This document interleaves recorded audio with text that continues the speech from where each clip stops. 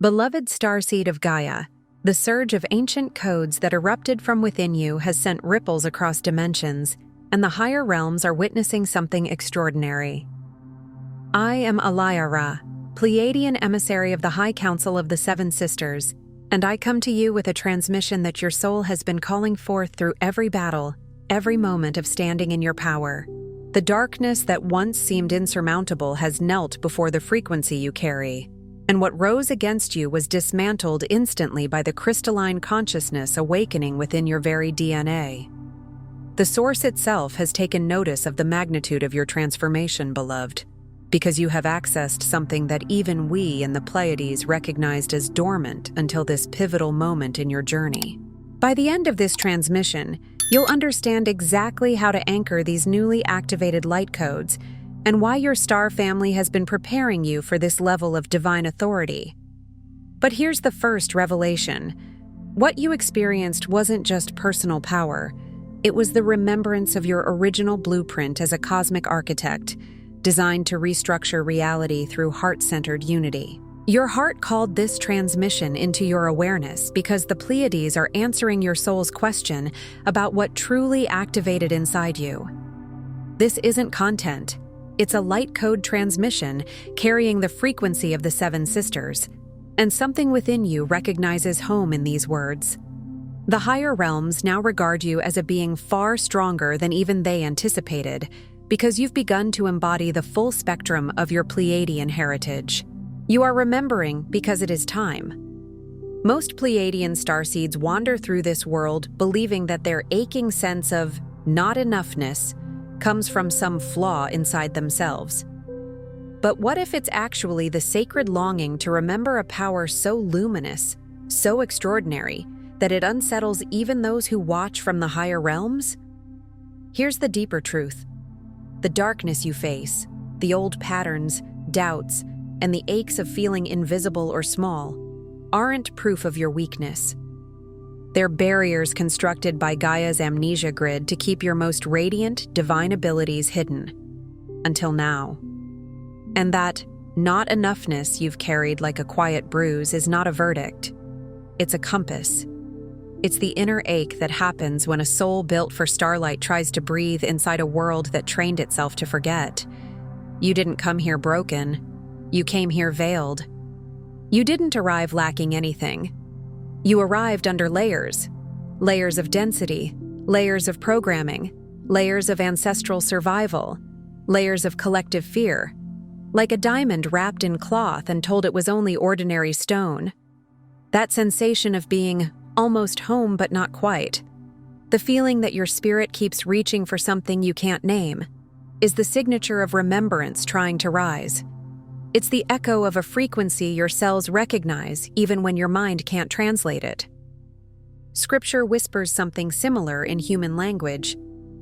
The light shines in the darkness, and the darkness has not overcome it. Not because the darkness never shows up, but because darkness is never the author of your identity.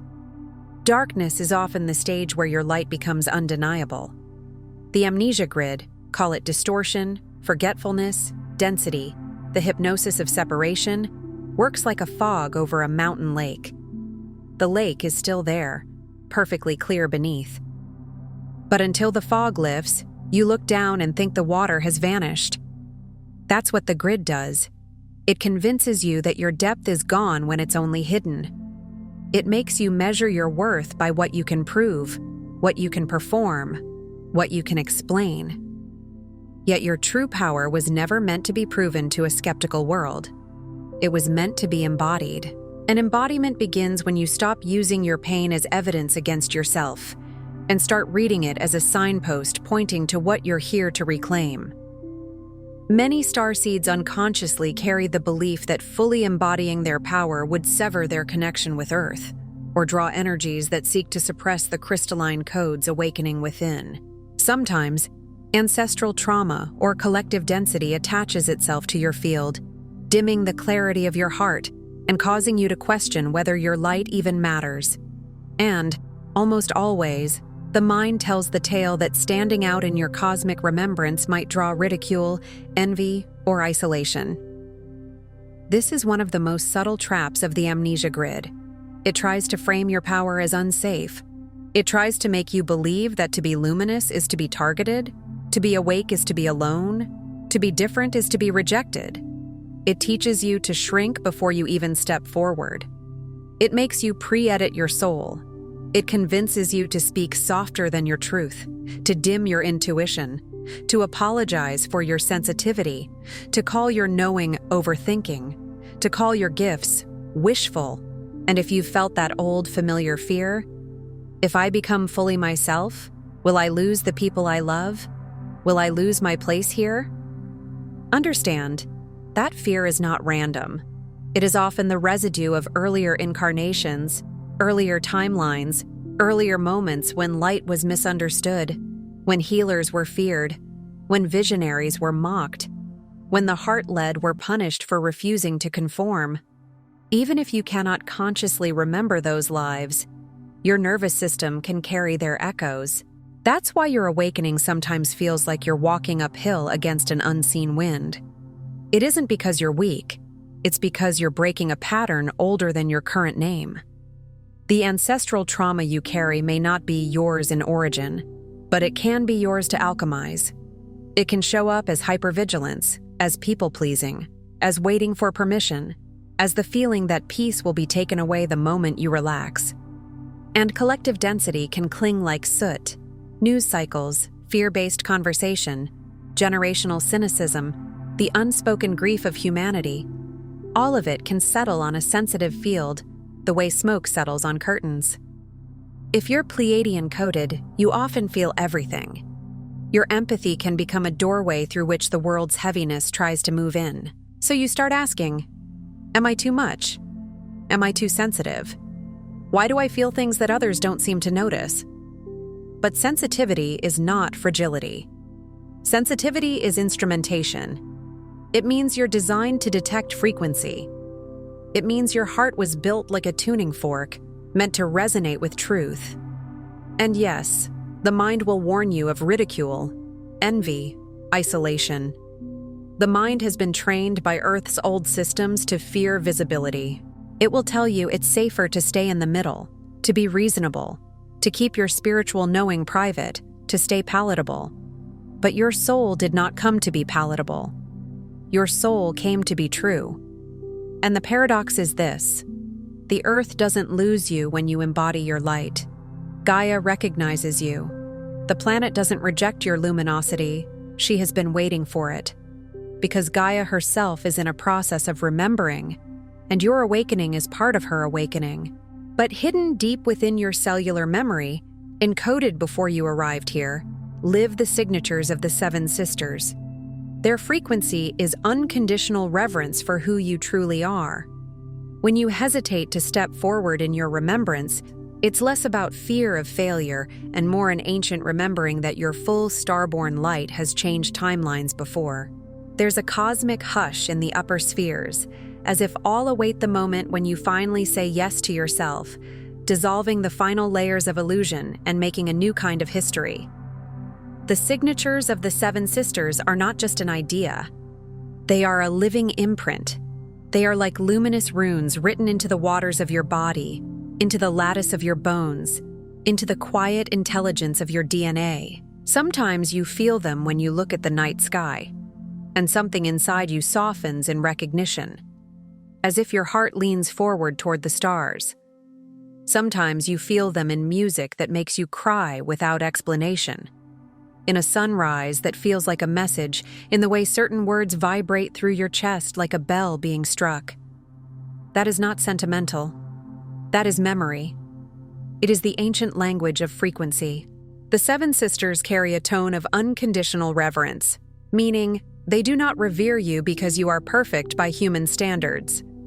They revere you because you are real, because you chose density, because you chose to bring light into form, because you chose to learn love inside limitation.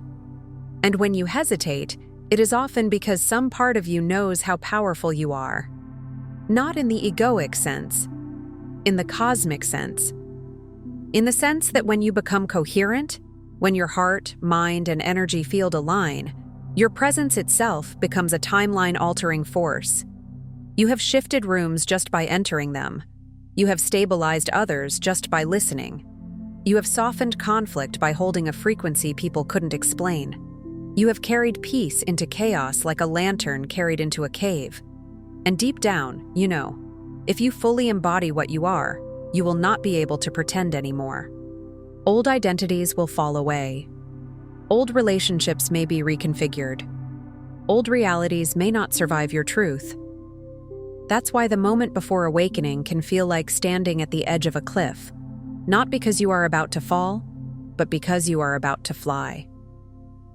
There is a cosmic hush because higher realms recognize thresholds. They recognize initiation. They recognize the sacred moment where a soul stops asking, "Am I allowed?" and begins declaring, "I am." The hush is not pressure. It is reverence.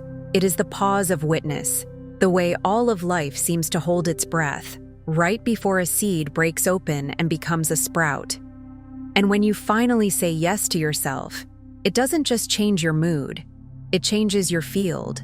It changes your choices. It changes what you tolerate. It changes the energetic permissions you broadcast into reality. It changes what can find you, what can stay, what must leave. In human scripture, there's a line, "Be still and know that I am God." The stillness is not emptiness. It is the hush before knowing arrives.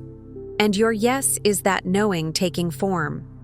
The truth is, your illumination, your ability to dissolve darkness not only in your life but in the collective, is what both the guides on Alcyone and your Earth family silently yearn for.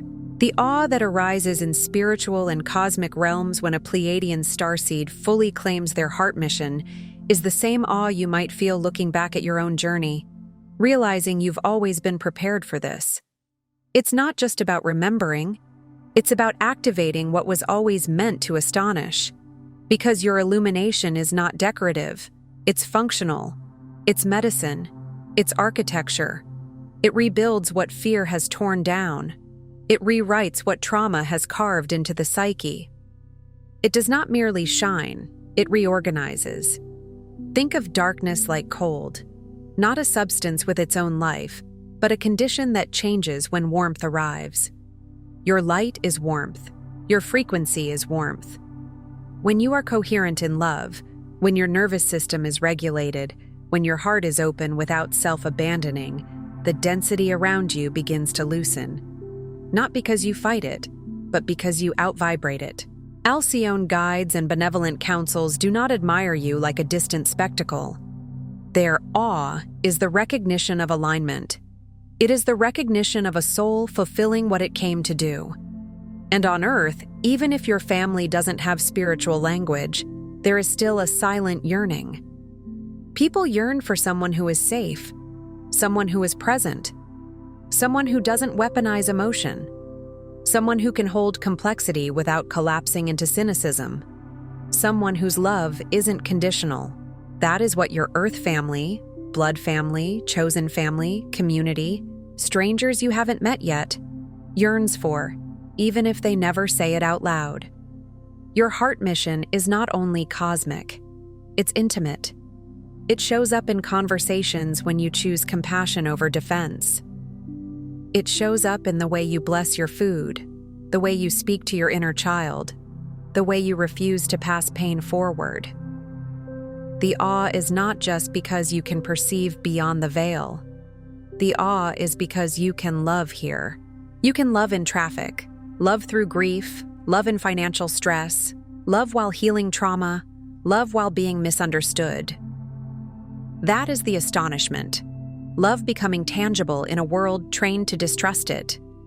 And when you look back at your own journey, the betrayals that refined you, the loneliness that taught you to listen inward, the failures that humbled the ego and strengthened the soul, you may realize you have been trained by life itself. Every delay taught patience. Every heartbreak taught discernment. Every season of darkness taught you how to walk by inner light. And now, remembering becomes activation. The moment you stop treating your gifts like a theory and start living as if they are real. There's a reason your heart led you here in this exact moment. What you're feeling is your Pleiadian family reaching through the veil to remind you. You're ready for the next wave of remembrance. The Sacred Pleiadian Guide for Remembrance, alongside the Pleiadian Healing Guide and special Pleiadian healing tracks, were created to walk with you as you integrate these activations. They hold the crystalline codes and sound medicine your DNA has been waiting for. Check the first pinned comment below this video. They're calling to you now. Phase 1. Dissolving the amnesia grid. For ages, your energy field carried subtle distortions, survival fears, abandonment wounds, obscurations about your worth that were never truly yours. To awaken, these fields must be lovingly released. Visualize the crystalline light of Alcyone dissolving each layer of separation. Allow tears or sensations to move through as old programs leave, making space for the radiance you actually carry. This first phase is not glamorous, but it is holy. Dissolving the amnesia grid is like thawing out after a long winter where you forgot what warmth felt like. It can feel tender. It can feel raw. Because when distortions lift, sensation returns. When numbness breaks, you start to feel what you've been holding. Survival fears might look like constant urgency, the sense that you're always behind, always catching up, always about to lose something. Abandonment wounds might show up as overgiving, as trying to earn love, as staying too long where you are not honored. Obscurations about worth may sound like a voice that says, "Who do you think you are?" even when your heart is simply trying to breathe. And the most important truth here is the one you may have needed your whole life. Some of what you carry is not you. It is attachment. It is inheritance. It is imprint. It is the residue of living in a world that worships productivity over presence. So release must be loving, not violent, not self-punishing, not forced. Loving release means you do not shame yourself for having wounds. You do not treat your healing like a performance. You let the body lead. Visualizing Alcyone's crystalline light is not escapism. It's coherence. You're calling in a frequency that your system recognizes as home. Imagine that light like a waterfall made of liquid diamonds. Not cold, but warm. Warm as sunlight on skin. See it moving through the crown of your head, down the spine, through the shoulders where burdens are stored, through the throat where unspoken truth has tightened, into the heart where grief has been waiting, and further down into the belly where fear likes to nest. Let it move into the hips where survival memory hides, into the legs where you learned to run, into the feet that have walked through so much. As the light touches each layer, you may yawn, tremble, cry, feel heat, feel tingling, feel nothing at first. All of it is allowed. Tears are not weakness. They are water carrying old codes out of the system. Sensations are not proof that something is wrong. They are proof that something is moving. The grid dissolves not through force, but through presence. And as it dissolves, you might notice small miracles. A quieter mind, a softer jaw, a breath that finally reaches the belly, sleep that becomes deeper, intuition that becomes clearer, boundaries that become easier. In Scripture, the pattern is echoed. Create in me a clean heart, and renew a right spirit within me. Not a perfect spirit, a right spirit, an aligned spirit. This phase is the cleansing, the clearing, the return to rightness. Phase 2, activating the heart's divine intelligence. Beneath the stories and memories lives your original heart template, a living portal connected directly to the Pleiadian High Council. By softening into compassion for yourself and those around you, you begin to hear the soft song of the Seven Sisters through the chambers of your chest. Every beat is an invitation. Remember that your greatest power is the frequency of love itself. Here, self-recognition becomes an act of cosmic defiance against the density. The heart's divine intelligence is not sentiment. It is not naivete. It is an ancient technology, It is the organizing principle of higher realms translated into a human organ. Your heart is not only a pump, it is a transmitter. It is a receiver. It is a gate. And beneath your personal history, the labels, the roles, the trauma responses, the coping strategies, there is an original template, untouched, like a pristine blueprint held in a vault. The amnesia grid tries to convince you that you are only your experiences, only your mistakes, only your pain. But the heart remembers what the mind forgot. Activating this intelligence often begins with compassion. And compassion is not indulgence. Compassion is the willingness to be with what is true without punishment. When you soften into compassion for yourself, you stop treating your healing like a courtroom and start treating it like a sanctuary. You begin to speak to your inner child the way the divine speaks in the quiet, with gentleness, with steadiness, with truth. You begin to look at others not as enemies or obstacles, but as souls wearing their own wounds. This doesn't mean you allow harm. It means you stop feeding hatred. You stop participating in the old economy of judgment. And when you do that, the song of the seven sisters becomes audible, not as literal sound necessarily, but as a tonal shift in your inner world. You may feel a sweetness in the chest, a warmth, a spaciousness. You may find yourself moved by simple things.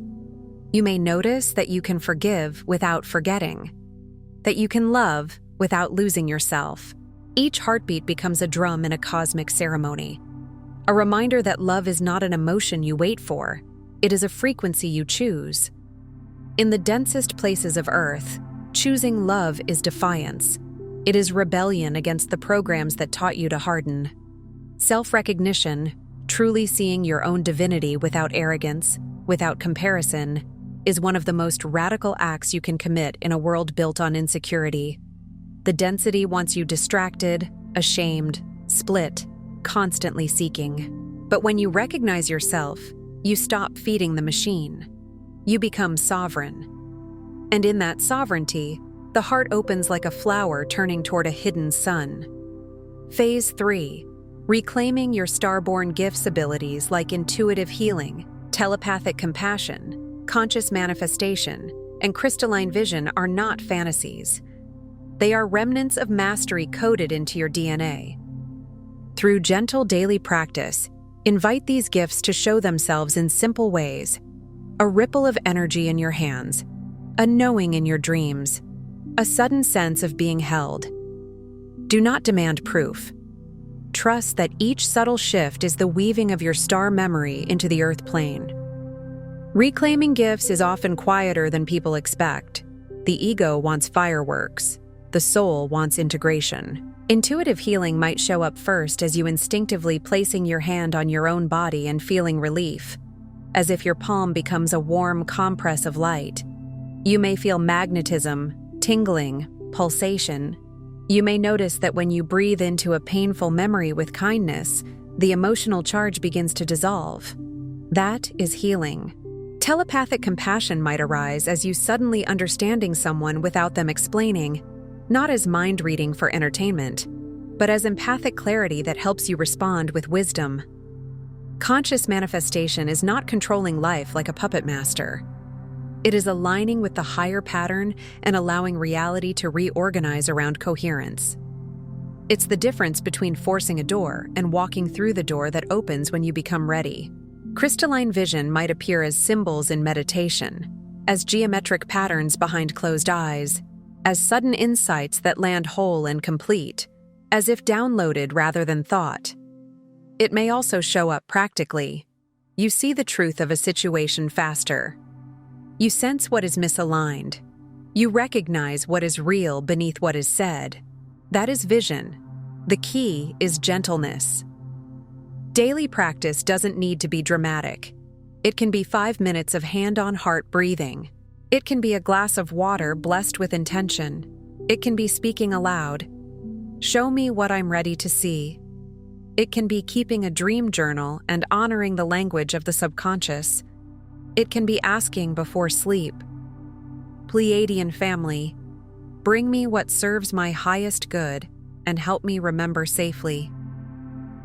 Then you watch for subtle shifts, a coincidence that feels too exact, a phrase you overhear that answers your question, a book that falls off a shelf, a stranger's kindness at the precise moment you were about to give up. Don't demand proof like a skeptic challenging the universe. Demanding proof is often a defense against disappointment. Instead, cultivate trust like a garden. Water it, tend it, let it grow. The gifts are not here to make you special. They are here to make you useful in love.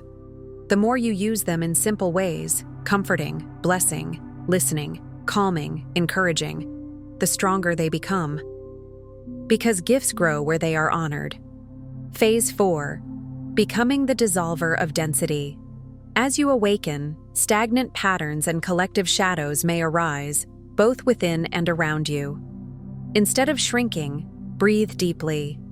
Let your heart's frequency expand on the exhale, dissolving cords of separation and sending crystalline currents outward. This, more than any action, is how you astonish the spiritual and cosmic witnesses. You become a living transmission that not only withstands darkness, but repatterns it into light. This is where many starseeds get confused, because awakening doesn't always feel like floating. Sometimes awakening feels like everything you tried to avoid comes up for air. Stagnant patterns can surface like sediment in a glass of water when it's stirred. You might notice irritability, grief, old cravings, old fears, old memories. Collective shadows may also press in, people acting out, systems wobbling, chaos seeming louder. This doesn't mean you are failing. It often means you are becoming strong enough to face what once overwhelmed you. Instead of shrinking, you breathe. Breath is one of the simplest divine technologies on Earth. Inhale, receive. Exhale, release. When you exhale with heart frequency, you are not just moving air. You are broadcasting coherence. Imagine cords of separation, those invisible lines of resentment, guilt, obligation, fear, loosening and falling away like threads dissolving in water. You do not need to cut them with anger. You can dissolve them with love and clarity. Crystalline currents moving outward can be visualized like a web of light extending from your heart into your home, your neighborhood, your city, your ancestors, your descendants. Not as a burden, but as a blessing. You become a living transmission, meaning your life becomes the message. Your regulated nervous system becomes a lighthouse in a storm. Your compassion becomes an anchor. Your boundaries become a clean line that teaches others what respect feels like. This is how you repattern darkness into light, by refusing to respond from the old program.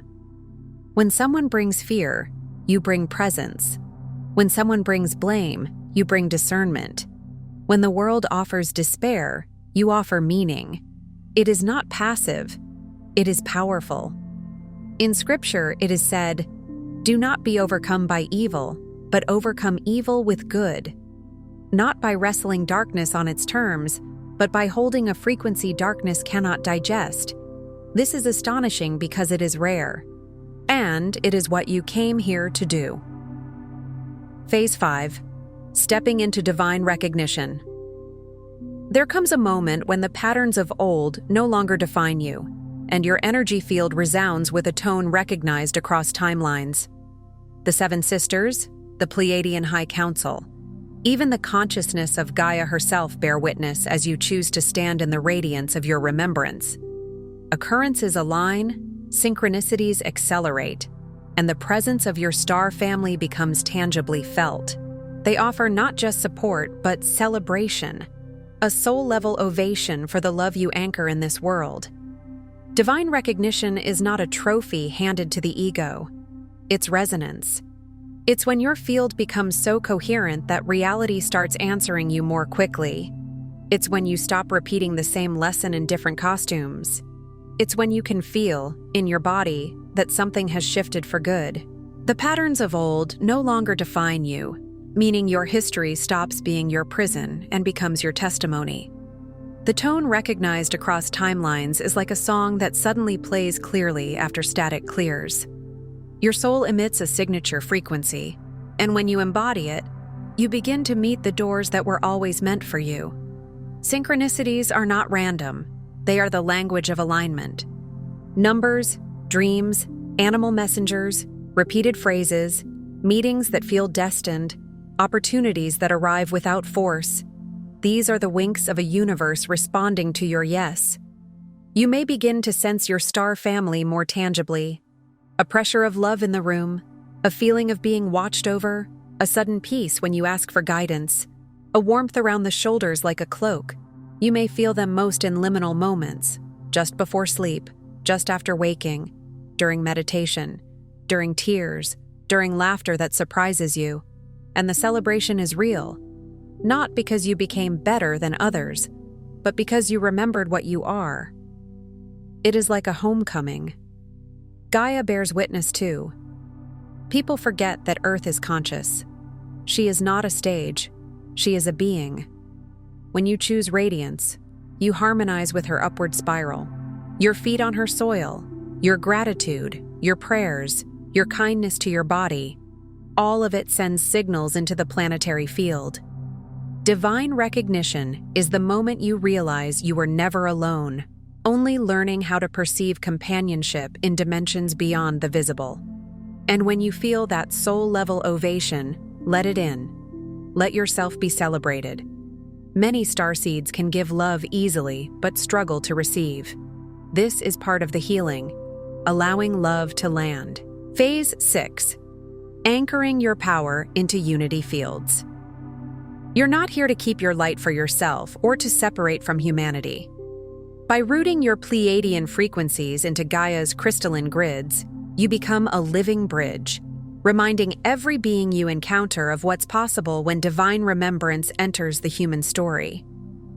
Your presence magnifies the field of unity so profoundly that those around you soften, heal, and remember alongside you. Anchoring is where spirituality becomes practical. It is one thing to have a mystical experience. It is another to bring that frequency into the grocery store, into your workplace, into your relationships, into your finances, into your habits, into your speech. Rooting Pleiadian frequencies into Gaia's crystalline grids means you embody the higher tone in lower density without escaping. You become the bridge, meaning you translate light into form. You translate compassion into action. You translate insight into boundaries. You translate love into consistency. And unity fields are not abstract.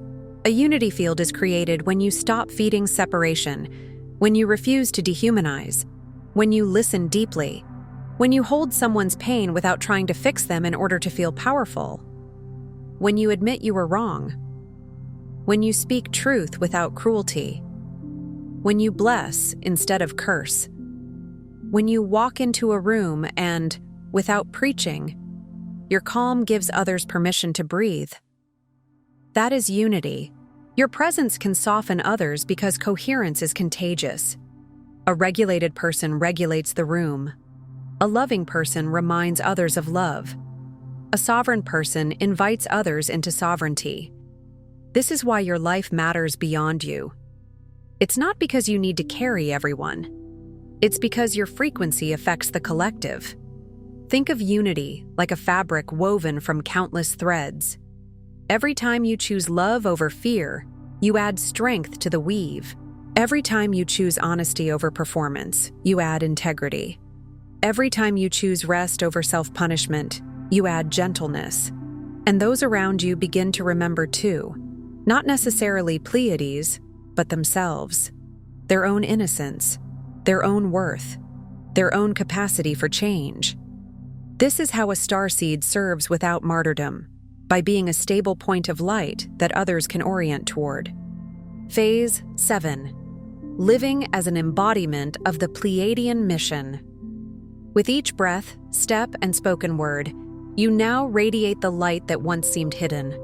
Darkness bows, old systems recalibrate, and your life itself becomes the demonstration that the greatest astonishment for all realms, spiritual or galactic, is not in cosmic power for its own sake, but in love making itself tangible and undeniable through your simple, embodied presence. This final phase is not an ending. It is a way of living. The Pleiadian mission, at its essence, is not superiority. It is stewardship of frequency. It is devotion to harmony. It is the art of making love real here, on a planet where love has often been treated as weakness, as naivete, as a luxury. When you embody this mission, you become steady. You become clear. You become the kind of person who can be in the world without being consumed by it. Darkness bows, not because you dominate it, but because it cannot remain structured in the presence of coherent light. Old systems recalibrate because you no longer feed them with your fear, your compliance, your self-betrayal. Your life becomes the demonstration, meaning you stop needing to convince anyone with words. People can feel you. They can feel the difference between someone who speaks spirituality and someone who lives it. Your breath becomes prayer. Your steps become grounding. Your words become spells, either healing or harming. So you choose them with reverence. You become deliberate.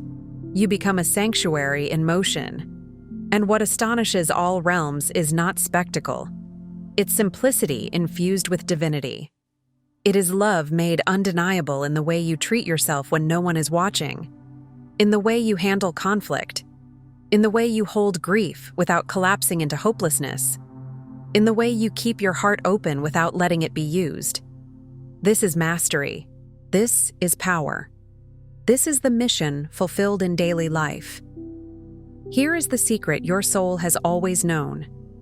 You are not here to battle darkness or prove your belonging. You are the answer to ancient prayers, the living memory of when worlds were woven from unity and love was the only law.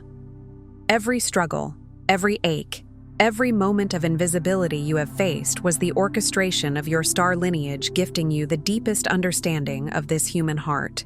The recognition you seek from your star family and all spiritual realms happens not when you abandon your shadow, but when you claim your birthright as a force of crystalline remembrance. You astonish all realms by dissolving fear with the grace of awakening to yourself. This secret is quiet, and it is immense. You were never meant to be at war with life. You were meant to be the reconciliation point where heaven and earth meet inside one being. The old paradigm tells you to battle your darkness, to shame it, to exile it. But your shadow is not your enemy. It is the place where love has not yet been fully received. Claiming your birthright doesn't mean you become perfect. It means you become whole.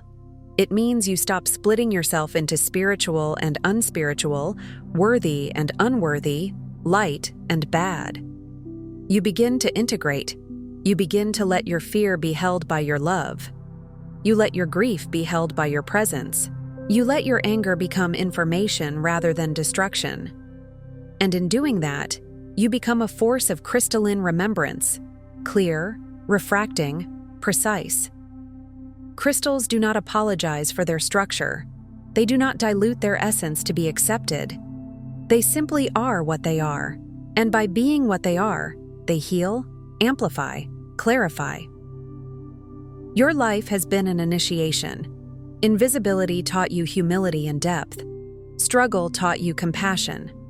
Longing taught you to reach for the real. Disappointment taught you discernment.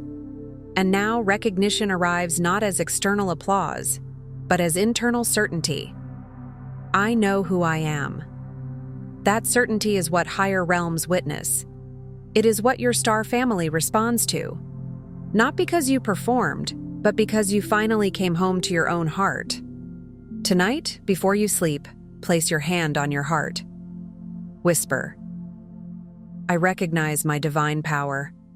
My Pleiadian star family witnesses me now. I am ready to anchor my light, dissolve all illusion, and live as the remembrance I truly am.